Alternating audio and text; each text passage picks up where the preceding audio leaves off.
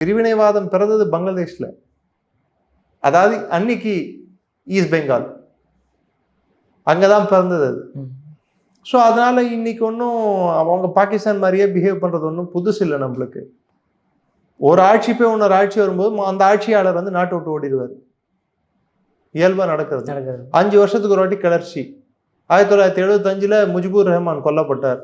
1980களுக்கு ஜியாவுர் ரஹ்மான், அதாவது இப்போ இருக்கக்கூடிய பங்களாதேஷ் நேஷனல் பார்ட்டியோட தாரிக் ரஹ்மான் இருக்காங்க, அவரோட அப்பா கலிதா ஜியாவோட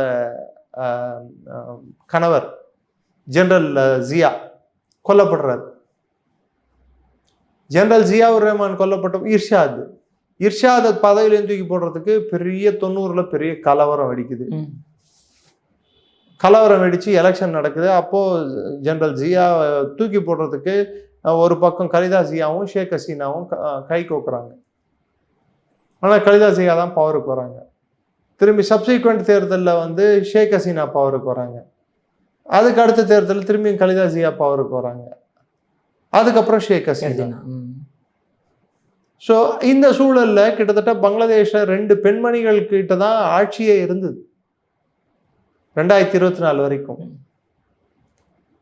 நான் சொல்ல 1990ல இருந்து 34 வருஷம் 2 பெண்மணிகள் தான் அந்த நாட்டை ஆண்டாங்க. இந்த சூழ்நிலையில பாகிஸ்தானுக்கு அடிவரடியா இருந்த கட்சியான ஜமாத்தே இஸ்லாமி கட்சி இன்னைக்கு அவங்க என்ன சொல்றாங்க, men are managers of women அப்படின்றாங்க.